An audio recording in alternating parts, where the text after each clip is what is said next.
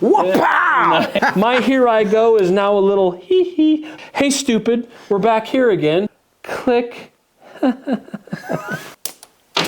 There you go. Surprise break. Joel, how many bow hunters are there in the United States? Man, I don't know. Okay. Do you know that? No. What percentage of this said number are whitetail hunters? Most.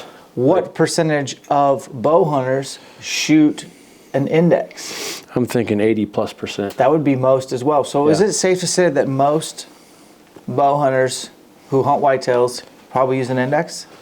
That would be safe to say, yeah. Okay, so this is to you guys. We're gonna break down some indexes today with my dude, Joel Turner. Look him up. How was Vegas? Vegas was amazing. Why is that? Because my boy won. Again. Yeah, again. But one of the coolest parts of it was on the practice day, you walk in there and there's kind of the VIP practice. So if you're in a championship category, you then get, well, you have to pay extra money and you get into the VIP practice area, right? Which usually is not as many people. Nice. And it was awesome. But so I'm in there and I'm shooting my recurve, and it was funny because I was at full draw. I'm aiming at the target, and for some reason I looked up and to my left, and there's this, I'd seen it obviously when I walked in there, but this huge banner of Bodie. Oh. Right? Sitting there, and he's like got an arrow in his hand or whatever, but it's this huge banner of Bodie. So I'm at full draw, and I'm looking down my arrow shaft, and I just look up, and I'm like, that's my son. Wow. The coolest thing. That's right? unreal. That's kind of surreal. It was really cool. So yeah, then he went on to win it with inside out X's, which was, that's cool format. and yeah, it was awesome.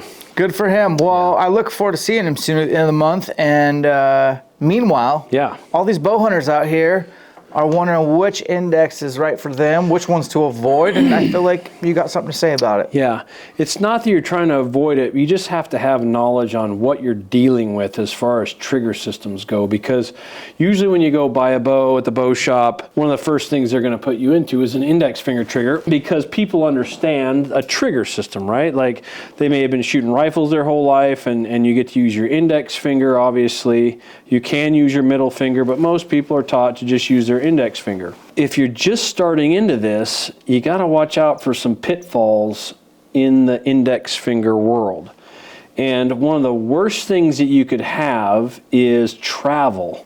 Like if you watch how far you can move this trigger, nothing's happening, right? That's a lot of movement, right? Nothing's happening, and then all of a sudden the jaws will start to open. Well, you've gone over half an inch of movement. And usually when you're just first getting a bow, it's simple, right? You draw back and aim, and then you put your finger on the trigger, and then when your pin's in the middle, you work the trigger. Well, that starts us right down the path into target panic, because that's exactly what your brain wants to do. It wants to mash this thing so that you can actually brace yourself for impact. So travel is not what you're looking for. Okay. So you got to be careful, because this type of trigger's got pistons in it. So when you're looking in the trigger system, you can see there's a piston here, right? And when that piston gets far enough back, that's when it will start to open this up, because you're depressing this piston and pulling the other piston out from between the jaws, which allows them to open. Gotcha. But what it all equates to is travel, so just be careful with that. Another very common one is a roller sear. So if you can see on this, there's a small roller right here, and that roller fits in that notch on the trigger. The problem with this is that the trigger is extremely light, and you can't set any spring tension to it. Oh gosh, yeah. So this thing becomes just a hair trigger, and you'll see that there's actually travel in that as well, but you can't set it. So people have a real hard time getting actually wrapped around the trigger before they activate it. They'll draw back, and they're just trying to be real dainty with it, and then pop, they give it just that little pop, and that starts them down the same path as a lot of travel does. So what you're ultimately looking for in an index finger trigger is a release that has no travel, and it has some spring tension adjustment in it. There's lots of good ones out there. This is one from Scott, this one from Carter, this is one from Stan. With the Stan, you've always got these couple of screws. So you've got travel and you've got tension. With the Carter, you've got You've got your tensions right here. And so you want to have spring tension adjustment in it so that you can wrap into this trigger and actually put some pressure on it without it going off. Because one of the ways that I would teach you to shoot one of these releases, obviously these go around your wrist and through the buckle system. And how tight do you make it? Well, don't do it so tight that there's no movement.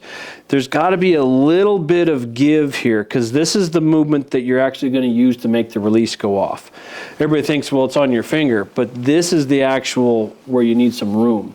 So what you're going to do is you're going to take this thing and you hook it on your loop there. Usually they've got an open hook on them. So you draw your bow back and then take all of your fingers off of the release. And you got to be careful, because if you use one of these strap systems, people have a tendency to want to like pull the release into their face, and as soon as they use a strap one and they take their fingers off it, now they can't anchor their bow and they're all trying to get all weird with their peep sight. So just come on in here with that thing right along your face. Take your fingers off of it. So you've drawn back, you've aimed, you put your pin where you want to. After you put your pin where you want it, then you put your finger on the trigger. And what we're trying to get with our finger on the trigger is 90 degrees. Like, we don't want to be here. We want to get at least 90 degrees to it. You can even be deeper in it if you want to, right? I like to be right there in the power crease and at least 90 degrees. So I would hook into that, then here I go, and then you're actually pulling your hand through the strap. So you hook in, and you put some pressure on the trigger, and then you just pull your hand through the strap, and that's what makes this thing go off, right? I'm not moving my finger at all.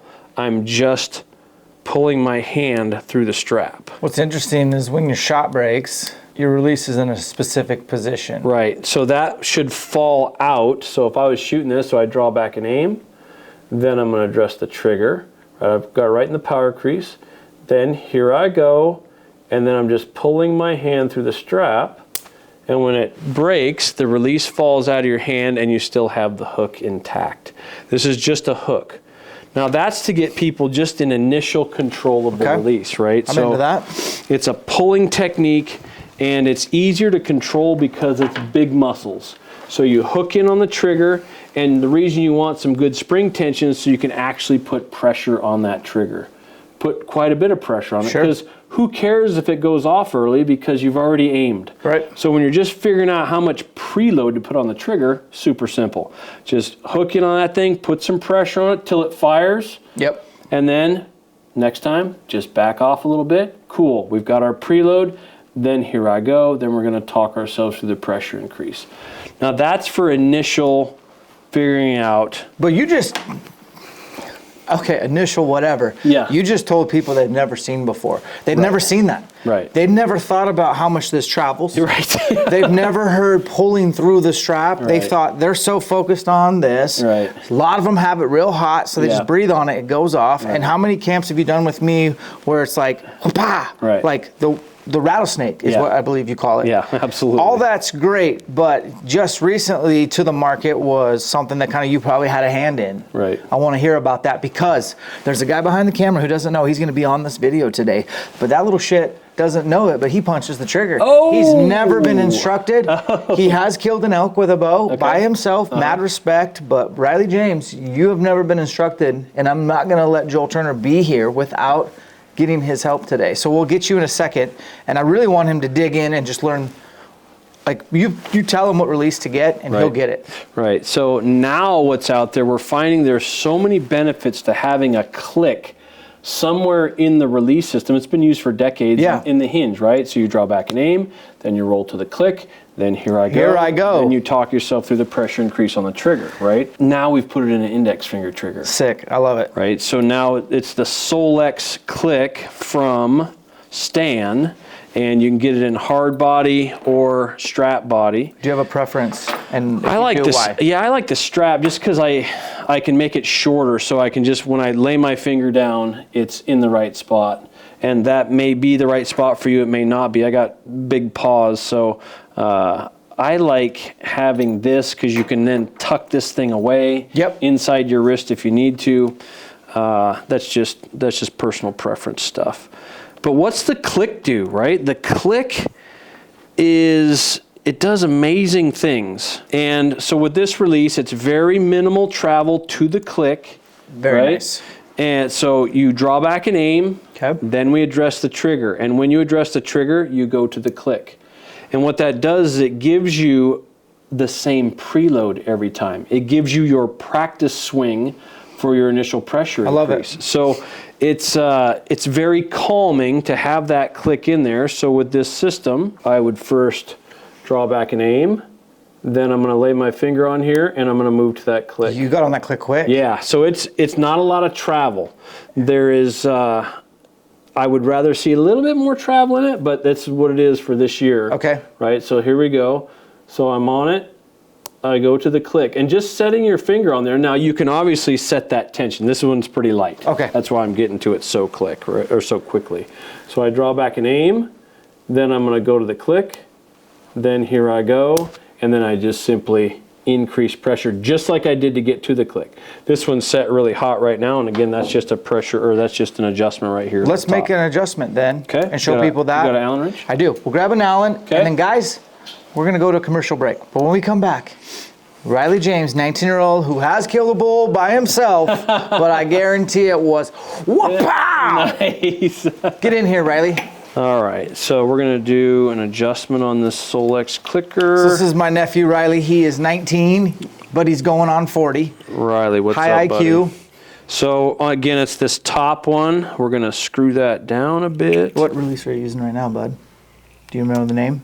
I don't even have the name of it. I think it's one of these garbage ones It's that a he just garbage. mentioned. It's a garbage index. So you're gonna be done. And he's got a new bow coming. So Oh, man, I you mean, are might as well squared start away. over. You're squared away. So I've just adjusted this, so I've put more tension on it. And so I'm gonna hook into this guy. He's a southpaw, by the way. That's all right. Okay. We'll get him squared away. So again, you're gonna draw back and aim. Then you're gonna get on the trigger, a little bit of pressure on it. That'll get us to the click. Then here I go, and then just increase pressure until it breaks, right? Right. So again, the click allows us to get to the same preload. It gives us to do a movement to where we're not like, oh, just trying to be all dainty on it. Get on it, move to the click. You've sent a motor program down a neural pathway.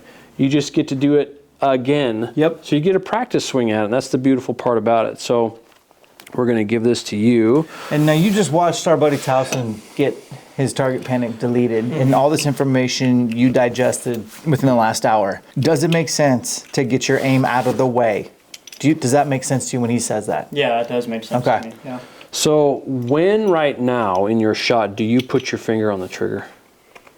So I draw back, and then I'd say I take about a second and a half, and then I slowly bring my finger into the trigger and try to keep a consistent pull through. So have you aimed yet or not? I have aimed at that point, yes. Okay, so is aiming the first thing that you do when you get to full draw? Yeah, that's the first thing I do. Okay, good. That's good, because most people put their finger on the trigger first. And that's what starts the blending of the steps. Don't ever let these steps blend, right? So first things first, draw back and aim. Then you address the trigger. Then here I go. Then you talk yourself through the movement. Right, that makes sense. Okay, so we're gonna flip that over to a lefty, which is just a simple screw on the body here. That's pretty handy. And then Riley, I want him to show the people, I want you to stick your hand out so he can kind of see where the sweet spot is for you. And maybe it's Hank doing like that. I'm not sure how you do it, Joel, but. We're just gonna have him put that on there first, and then we'll. So here we are. So we're looking at lengthwise. So open your hand up, open your hand up. So you can see that this trigger is at the base of his fingers, and that's kind of what we're looking for. I want you to be able to bring your, no, leave these out. I want you to be able to just bring this finger down to that point. Okay. Okay, so just hands out, you've anchored up, and then we can just bring that straight down.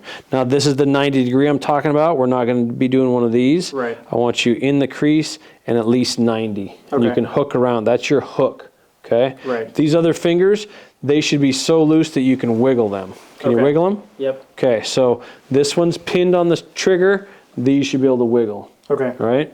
Why So- should they be able to wiggle? Can you?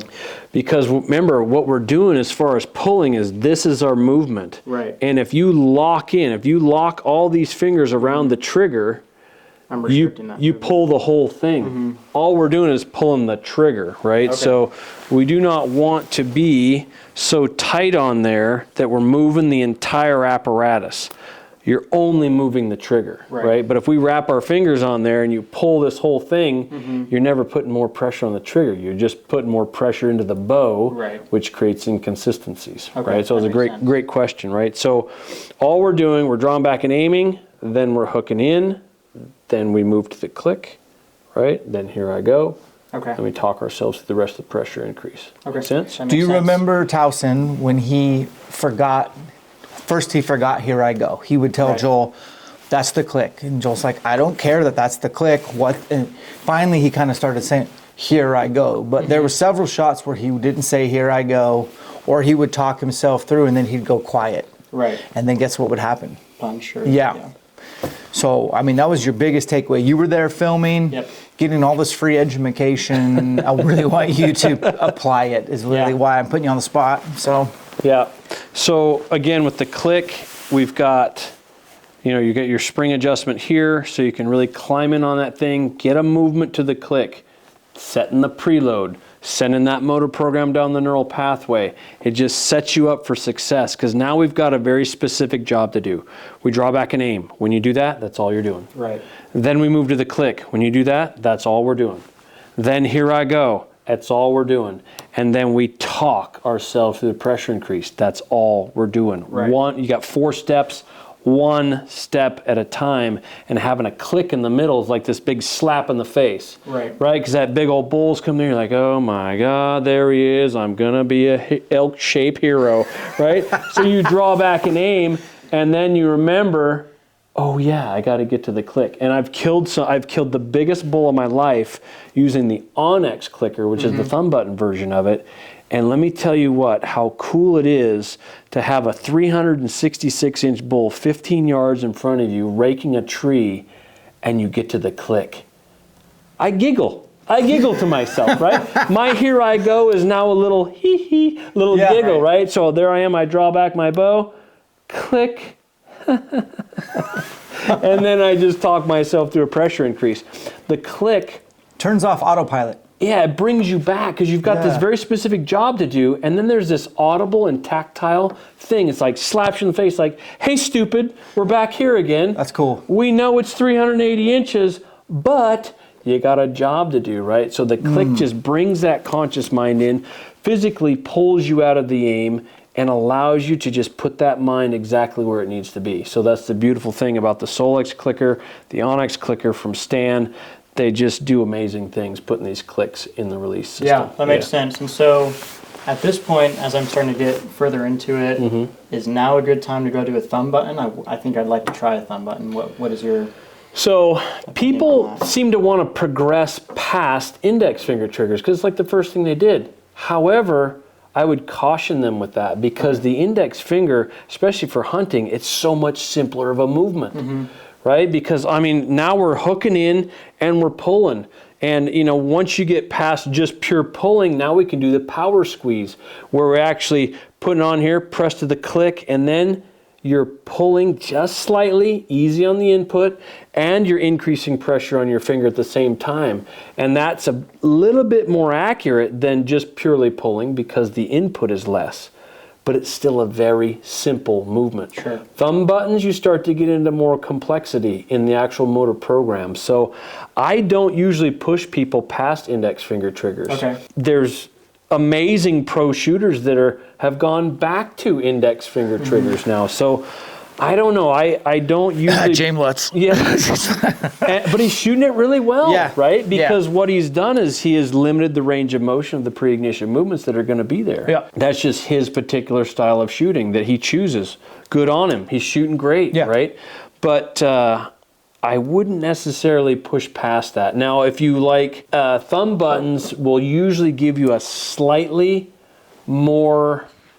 a slightly better anchor point, because we can really get in on our face with that. But I'm not saying that they're more accurate. Okay. So for hunting wise, I'd maybe just stick with something a little bit more simple. Okay. And it's connected to you. Now, one of the things I like, if I'm shooting a release for hunting, I like something like the Stan or the Carter, because it's got a gate on it where I can lock it into the loop and I can let go of it. Yeah. Right. I don't necessarily like to be pinned into my bow. So especially when I'm calling, I can hook in, I can do all my calling, and then when the bull's coming in, I can just reach down and grab the release. I know everything is right with it. So that's just a personal preference of my own. I don't necessarily like to be hooked into it because then I got to unhook it, call, hook back in, and all that stuff. So, but as far as complexity of movement goes, these things are pretty simple and they are very accurate. Give it a go.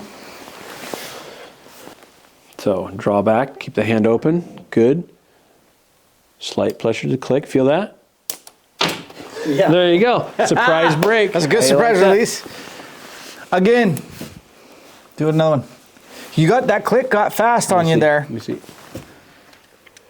So what's he doing to adjust that? I am just simply increasing spring tension by screwing this top screw in. Tighter. Yep, tighter. Which will mean you won't get to the click as fast. Right, so now it takes more conscious attention to get to the click, and that's what you're looking for. Okay.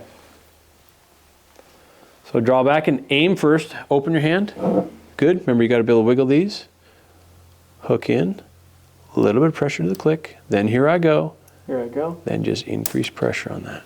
Right? It's just dangling right there when you were done. Yep. You know? Yeah. That's one of the big keys is that thing should have fallen out of your hand and the hook is still there. Right. And then you know that that was definitely a surprise break. Right. That makes sense. You'll feel it, and you saw with Towson the difference between a trigger punch and a surprise break. It looks completely different. It does. Right. Good. Cool, guys. Awesome. I hope you enjoyed this. I hope you picked up something. 80%, my stats show 80% plus index. And I think Riley asked a great question. Is like, should I graduate to a handheld? That doesn't mean you're graduating to anything. Yeah. You got to do you. But I think if there's no shame in this. No, absolutely this not. Is proven, and Joel just showed you how to work it. If you want to dive deeper in the Shot IQ system, in the video description below, we'll leave a link over to Shot IQ. Check it out. Not only do you get like a lifetime access, but he will update that throughout your period of membership so that you can continue to get the new and fresh content. Separations in the preparation. We'll catch you on the next one.